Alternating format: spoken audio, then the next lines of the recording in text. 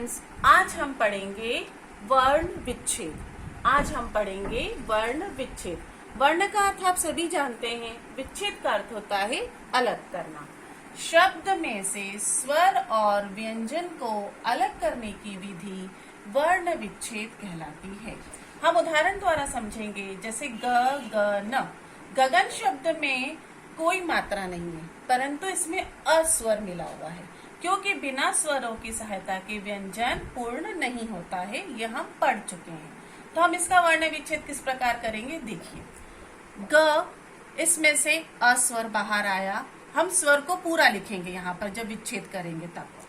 ग अ न अ, ग ग न, ये बना हमारा शब्द ग ग न। और वर्ण विच्छेद करते समय हम हलंत का यहाँ पर ये ऐसा चिन्ह लगाएंगे। ये हलंत का चिन्ह जो व्यंजनों में लगाया जाता है, स्वरों में कभी नहीं लगाया जाता, क्योंकि स्वर एक स्वतंत्र ध्वनि होती है, उसे हम आधा नहीं कर सकते।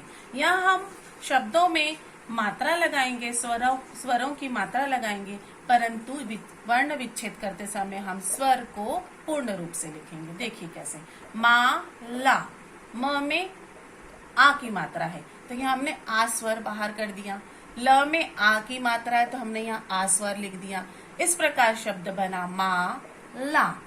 गी ला स, ग में छोटी की मात्रा है। कौन सी मात्रा है ग में? छोटी की। तो हम कभी भी स्वर को पहले नहीं लिखेंगे, व्यंजन के स्वर बाद में ही लिखा जाता है। ग में छोटी की मात्रा है तो हमने यहाँ पर ई स्वर बाहर निकाल दिया। ग व्यंजन के बाद ई स्वर। ल आ स अ, व्यंजनों में से जब स्वर बाहर आ जाते हैं तो व्यंजन आधा हो जाता है और उसे हलंत द्वारा हम प्रदर्शित करते हैं। ग ई ल आ स अ, गी ला स। कल्पना, कल्पना, यहाँ पर हम इसका वर्ण विच्छेद किस प्रकार करेंगे? क अ, चूंकि कोई मात्रा नहीं है इसीलिए अस्वर हमने बाहर निकाला।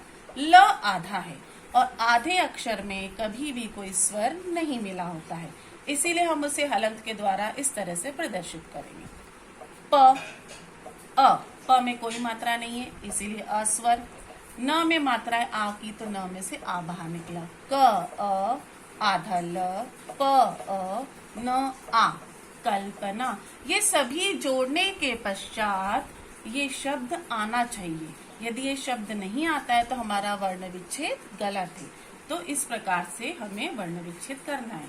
क्षमा, हम पढ़ चुके हैं कि श क्षत्रिय का 4 हमारे संयुक्त व्यंजन हमने पढ़े थे, उसमें श क्षत्रिय भी हमारा संयुक्त व्यंजन है। संयुक्त व्यंजन में 2 व्यंजन मिलकर बनता है। संयुक्त व्यंजन 2 व्यंजनों को मिलाकर हम बनाते हैं। तो श क्षत्रिय में 2 व्यंजन होते हैं, क और आ, श षटकोण का। तो यहाँ पर हम उसे उसका वर्ण विच्छेद किस तरह से करेंगे, देखिए। क आधा, श षटकोण का आधा, यहाँ कोई मात्रा नहीं है इसीलिए अस्वर मिला है तो अ हमने बाहर निकाला स्वर। म में आ की मात्रा है तो म आधा, आ स्वर। क श अ, क आधा, श आधा और अ, ये तीनों को मिला दिया जब हमने तो ये बन गया श क्षत्रिय। म आधा और आ को मिला दिया तो ये बना माँ और शब्द बना क्षमा। उसी प्रकार से त्रिदेव, त्र भी हमारा संयुक्त व्यंजन है और 2 व्यंजनों के मेल से बना है। कौन कौन से व्यंजन? त और र। यहाँ पर हमने त को आधा करा, र को हलंत द्वारा आधा करा और मात्रा कौन सी है त्र में? छोटी की। तो यहाँ ई का छोटी वाला हमने स्वर लिख दिया। द में कौन सी मात्रा है? ए की, तो हमने ए स्वर लिखा। व में कोई मात्रा नहीं है इसीलिए अस्वर बाहर आया। तो शब्द बना त र ई त्रि, द ए दे, व अ व। इस प्रकार हमारा शब्द क्या बन गया? त्रिदेव। अब हम यहाँ पर देखेंगे कर्म। हमने र के रूप में पढ़ा था कि र रेफ में र आधा होता है। अब इसका वर्ण विच्छेद किस प्रकार करेंगे वो देखिए। क पूरा है तो क पूरा है, मात्रा नहीं है। अस्वर है, क में मिला हुआ था, हमने अस्वर को बाहर कर दिया। उसके बाद हमने इसको पढ़ा कर्म, कर्म, कर्म। क के बाद कौन सी ध्वनि आई? र की, तो हमने र लिख दिया। र लिखने के पश्चात हमने देखा कि र आधा है और आधे व्यंजन में कभी भी स्वर नहीं होता है, तो र को हमने आधा लिखने के बाद में म लिखा। म को आधा किया, म में कोई मात्रा नहीं है पर अ का स्वर है, तो हमने अ इसमें से बाहर निकाल दिया। क अ र आधा म अ, कर्म कर्म। अब हम एक और उदाहरण देखेंगे यहाँ पर र पदेन का क्रम।